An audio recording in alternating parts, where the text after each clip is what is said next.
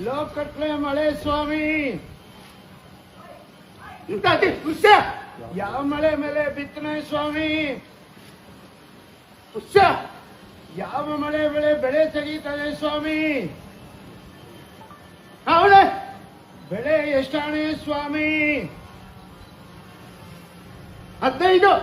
ಕ್ಷಾಮ ಯಾವ ಕಡೆ ಸ್ವಾಮಿ?